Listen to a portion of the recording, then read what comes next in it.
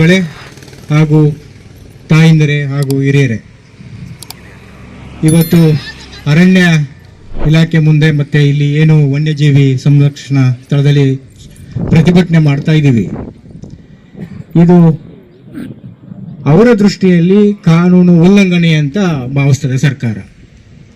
ಕಾನೂನು ಉಲ್ಲಂಘನೆ ಅಲ್ವಾ? ಇಲ್ಲಿ ನಡೀತಾ ಇರೋಂಥ ಸಕ್ರಮ ವ್ಯವಸ್ಥೆಗಳು ಅನ್ಕೋಬೋದ ನಾವು. ಅವ್ರಿಗೆ ಸಕ್ರಮ ವ್ಯವಸ್ಥೆಗಳು, ಅವರ ಕಾರ್ಯವ್ಯಾಪ್ತಿ ಒಳಗಡೆ ಏನೆಲ್ಲ ಬೇಕಾದ್ರೂ ಮಾಡ್ಬೋದು. ಕಟ್ಟಕಡೆಯ ವ್ಯಕ್ತಿ ನಾವು ಏನು ರೈತ ಕುಟುಂಬ ಮತ್ತೆ ಕೂಲಿ ಕಾರ್ಮಿಕರು ಇದನ್ನು ಪ್ರಶ್ನೆ ಮಾಡೋ ಅಗತ್ಯ ಇಲ್ಲ. ನಾವು ಸರ್ಕಾರ ನಿಯೋಜನೆಗೊಂಡಂತ ಅಧಿಕಾರಿಗಳು ಕಾನೂನನ್ನ ನಾವು ಪಾಲನೆ ಮಾಡ್ತಾ ಇದ್ದೀವಿ. ಇದು ಸತ್ಯವಾದ ಆದ್ರೆ ಆ ಕಾನೂನುಗಳನ್ನ ಉಲ್ಲಂಘನೆ ಆಗಿರೋ ಕಾರಣಗಳೇನು? ಇವತ್ತು ಅರಣ್ಯ ನೀತಿಗಳಲ್ಲಿ ಏನೆಲ್ಲ ಬದಲಾವಣೆ ಆಯಿತು, ಅದು ಬಂದ ಮೇಲೆ ಕಾಡಂಚಿನ ಗ್ರಾಮಗಳಲ್ಲಿ ಏನೆಲ್ಲ ತೊಡಕಾಯಿತು, ಅರಣ್ಯ ನೀತಿ ಬಂದ ಮೇಲೆ ಅಧಿಕಾರಿ ನೌಕರರಿಗೆ ಎಷ್ಟು ಅನುಕೂಲವಾಯಿತು, ಮತ್ತೆ ಆ ಸ್ಥಳ ಆ ಭಾಗದಲ್ಲಿರುವಂತ ಕಟ್ಟಕಡೆಯ ಕೂಲಿ ಕಾರ್ಮಿಕರು ಮತ್ತೆ ರೈತನಿಗೆ ಎಷ್ಟು ಅನಾನುಕೂಲ ಆಯ್ತು ಅನ್ನೋದನ್ನ ನಾವು ವಿಶ್ಲೇಷಣೆಗೆ ಇಟ್ಕೊಂಡ್ರೆ ತುಂಬಾ ಸವಿಸ್ತಾರವಾಗಿ ಮಾತಾಡಬೇಕಾಗತ್ತೆ. ಆದರೂ ಅದನ್ನ ಅಗತ್ಯ ಇಲ್ಲ ಅಂತ ನಾನು ಭಾವಿಸಿ ಇವತ್ತು ಏನು ಸಂವಿಧಾನದ ಚೌಕಟ್ಟಿನಲ್ಲಿ ನ್ಯಾಯಾಂಗದಲ್ಲಿ ಮತ್ತೆ ಕಾರ್ಯಾಂಗದಲ್ಲಿ ಮತ್ತೆ ಎಲ್ಲ ವಿಚಾರದಲ್ಲೂ ಸಹ ನ್ಯಾಯಸಮ್ಮತವಾದ ಕಾನೂನುಗಳನ್ನ ಜಾರಿ ಮಾಡಬೇಕು ಅಂತೇಳಿ ನಾವು ಶಾಸನಸಭೆಗಳಲ್ಲಿ ಮಾತಾಡ್ತಿರ್ತಾರೆ.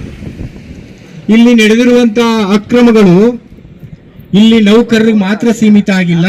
ನಾವು ಇಲ್ಲಿ ಗೆಲ್ಸಿ ಜನಪ್ರತಿನಿಧಿಯಾಗಿ ಆರಿಸಿ ಕಳಿಸಿರುವಂತ ಶಾಸನಸಭೆ ಒಳಗೆ ನಮ್ಮ ಪರ ತೀರ್ಮಾನ ತಗೋಬೇಕು ಅಂತ ಕಳಿಸಿದೀವಲ್ಲ, ಅವ್ರಿಗೂ ಸಹ ಶಾಮೀಲಾಗಿದ್ದಾರೆ ಅಂತ ನಾವು ಭಾವಿಸ್ಕೋಬೇಕು. ಆ ಸಚಿವರು ಒಬ್ಬರೇ ಅಲ್ಲ, ಇಡೀ ಸರ್ಕಾರ ಕ್ಯಾಬಿನೆಟ್ ದರ್ಜೆ ಯಾರೆಲ್ಲ ಇದಿರಿ ಅವರೆಲ್ಲರೂ ಶಾಮೀಲಾಗಿದ್ದಾರೆ ಅಂತಲೇ ನಾವು ಭಾವಿಸ್ಬೇಕು. ನಿಜ ತಾನೆ? ಆಗ ಅನ್ಕೋಬೇಕು ತಾನೆ ಈಗ. ಯಾಕಂತಂದ್ರೆ ಇವತ್ತು ಈ ಪ್ರಕರಣ ನಮ್ಮ ರೈತ ಸಂಘದ ಕಾರ್ಯಕರ್ತರು ಪ್ರಕರಣನ ಬೆಳಕಿಗೆ ತಂದ ಮೇಲೆ 5 ದಿನ 6 ದಿನ ಆಗ್ತಾ ಇದೆ. ಯಾರ ಮೇಲೂ ಸಹ ಒಂದು FIR ದಾಖಲಾಗಿಲ್ಲ. ಇದಕ್ಕೆ ಕಾರಣಗಳೇನು? ಅರಣ್ಯ ಪ್ರಕಾಶ್ ನಮ್ಮ ಹಿರಿಯರು ಹೇಳ್ತಾರೆ, ಅವರು ಅಧಿಕಾರಿಗಳೆಲ್ಲ ನೌಕರರು.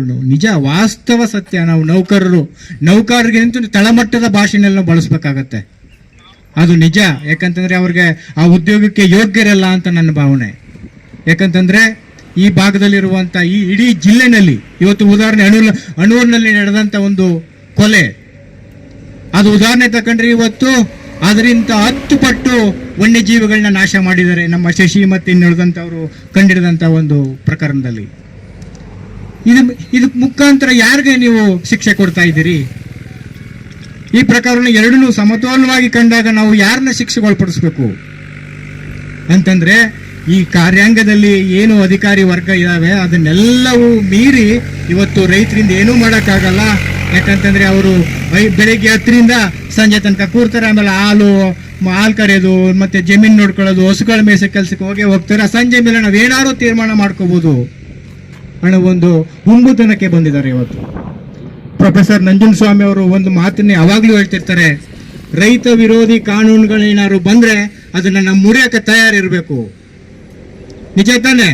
ಆ ಕಾನೂನನ್ನ ಒಪ್ಕೊಳ್ಳ, ಆ ಕಾನೂನುಗಳನ್ನ ಮುರಿಯಕ್ಕೆ ತಯಾರಿದ್ದೀವಿ ನಾವು. ಇನ್ನೊಂದನ್ನು ಹೇಳ್ತಾರೆ, ರೈತ ಪರ ಕಾನೂನುಗಳನ್ನ ನಾವು ಗೌರವಿಸ್ತೀವಿ, ಅದನ್ನ ಸ್ವಾಗತಿಸ್ತೀವಿ ಅಂತ. ಇವ್ರನ್ನ ಸ್ವಾಗತಿಸ್ಬೇಕೋ ಇಲ್ಲ ಧಿಕ್ಕರಿಸ್ಬೇಕೋ? ಆ ನಿಟ್ಟಿನಲ್ಲಿ ಧಿಕ್ಕರಿಸಕ್ಕೆ ನಾವು ನಿಲ್ಬೇಕಾದ್ರೆ ನಮ್ಮ ಶಕ್ತಿ ಏನು ಅನ್ನೋದನ್ನ ನಾವು ಪ್ರದರ್ಶನ ಮಾಡಬೇಕಾಗುತ್ತೆ. ಯಾಕಂತಂದ್ರೆ ಈ ಚಳವಳಿ ಸುಮ್ಮನೆ ಹುಟ್ಟಿದ್ದಲ್ಲ, ವೈಚಾರಿಕತೆಯಿಂದ ಹುಟ್ಟಿರೋಂಥದ್ದು, ಸಾಮಾಜಿಕ ಹೋರಾಟಗಳು ಹುಟ್ಟಿರೋಂಥದ್ದು. ನಮ್ಮ ಹೆಗಲ ಮೇಲೆ ಹಸಿರು ಶಾಲೆಯನ್ನ ಮಹತ್ವವನ್ನು ತಿಳ್ಕೊಂಡು ನಾವು ಇನ್ನೂ ಬದ್ಧತವಾಗಿ ಗಟ್ಟಿಯಾಗಿ ಚಳವಳಿಗಳನ್ನ ಮಾಡಬೇಕಾಗುತ್ತೆ. ನಾವು ಬಂದ ತಕ್ಷಣ ಏನೋ ಧಿಕ್ಕಾರಕ್ಕೆ ಹೋಗಿ ಅಧಿಕಾರಿ ವರ್ಗಕ್ಕೆ ಧಿಕ್ಕಾರಕ್ಕೆ ಹೋಗಿ ಹೊರಟು ಬಿಡೋದಲ್ಲ, ನಮ್ಮ ಶಾಶ್ವತ ಪರಿಹಾರಕ್ಕೆ ನಾವು ನಿಂತ್ಕೋಬೇಕಾಗುತ್ತೆ. ಆ ನಿಟ್ಟಿನಲ್ಲಿ ಕೆಲಸ ಮಾಡೋದಾದ್ರೆ ನಾವು ಇಂಥವರ ಅಯೋಗ್ಯರನ್ನ ನಾವು ಇಲ್ಲಿಂದ ನಮ್ಮ ಜಿಲ್ಲೆಯಿಂದ ರಾಜ್ಯದಿಂದ ಗಡಿಪಾರು ಮಾಡುವಷ್ಟು ಶಕ್ತಿ ನಮಗದೆ. ಅದ್ರ ಜೊತೆಗೆ ಏನು ಇವತ್ತು ಆರಕ್ಷಕರ ಪಡೆ ಇದೆ, ಇವ್ರು ಕಣ್ಮುಚ್ಚಿ ಕೂತಿದ್ದಾರೆ ಅಂತ ನಾವು ಭಾವಿಸ್ಬೇಕು. ಇವತ್ತು ಒಬ್ಬ ಕಟ್ಟ ಕಡೆಯ ವ್ಯಕ್ತಿ ಹೋಗಿ ಒಂದು ಸಾಮಾಜಿಕ ಪಿಡುಗಿನಲ್ಲಿ ಏನೋ ಆಗ್ತಾ ಇದೆ ಅದು ಬಹಿರಂಗ ಪಡಿಸ್ತಾನೆ ಆಚೆಗೆ ಅಂತಂದ್ರೆ ಅವನು ರಕ್ಷಣೆ ಕೊಡಬೇಕೆ ಹೊರತು ಅವನಿಗೆ ದಬ್ಬಾಳಿಕೆ ಮಾಡಿ ಅವನಿಗೆ ಎದುರಿಸಿ ಕೇಸ್ ಹಾಕ್ತೀವಿ, ಇದು ಪ್ರಜಾಪ್ರಭುತ್ವ ವ್ಯವಸ್ಥೆ. ಈಗ ತಾನೇ ನಾವು 80ನೇ ವರ್ಷದ ಸ್ವಾತಂತ್ರ್ಯವನ್ನು ಆಚರಣೆ ಮಾಡಿ ಬಂದಿದ್ವಿ. ಯಾರಿಗೆ ಬಂತು, ಎಲ್ಲಿಗೆ ಬಂತು 47ರ ಸ್ವಾತಂತ್ರ್ಯ ಅಂತ? ಅದು ಕ್ರಾಂತಿ ಗೀತೆಗಳಲ್ಲಿ ನಾವು ಕೇಳಿದ್ದೀವಿ. ಅದು ವಾಸ್ತವ ಸತ್ಯ ಒಪ್ಕೋಬೇಕು ನಾವು. ಅದರಿಂದ ನಾವು ಏನು ಇವತ್ತು ಅರಣ್ಯ ಇಲಾಖೆಯ ನೌಕರರ ವಿರುದ್ಧ ಮತ್ತೆ ಆ ಇಲಾಖೆ ಭ್ರಷ್ಟ ವ್ಯವಸ್ಥೆ ವಿರುದ್ಧ ನಾವು ಇವತ್ತು ನಿಂತಿದ್ದೀವಿ. ಇದು ಅಂತಿಮ ಒಂದು ತೀರ್ಮಾನ ಕಾಣ್ಬೇಕು, ತಾರ್ಕಿಕ ತೀರ್ಮಾನ ಕಾಣೋ ತನಕ ನಾವು ಒಂದು ಗಟ್ಟಿ ಚಳವಳಿ ಮಾಡಬೇಕು ಅಂತ. ನಮ್ಮ ಚಳವಳಿ ಇನ್ನೂ ಅರ್ಥವಾಗಿರ್ಬೇಕು. ಪ್ರೊಫೆಸರ್ ಮತ್ತೆ ಮತ್ತೆ ಹೇಳ್ತಿರ್ತಾರೆ ಅದು ಮೊಣಚಾಗಿರ್ಬೇಕು ಅಂತ. ಯಾಕಂತಂದ್ರೆ ನಾವು ನಮ್ಮಲ್ಲಿ ಗಟ್ಟಿತನ ಇಲ್ಲ ಅಂತಂದ್ರೆ ಅವರು ಹಗ್ಗ ಆಗ್ಬಿಡುತ್ತೆ ಇವತ್ತು. ಅದ್ರ ಜೊತೆಗೆ ಇವತ್ತು ಇಲ್ಲಿ ಬಂಡೀಪುರ ವಲಯದಲ್ಲಿ ಏನು ಅವತ್ತು ಕಾಡು ಪ್ರಾಣಿಗಳನ್ನ ಹಾವಳಿಯಿಂದ ರೈತರ ಒಂದಷ್ಟು ತುಂಬಾ ಸಮಸ್ಯೆಲಿದ್ದಾರೆ.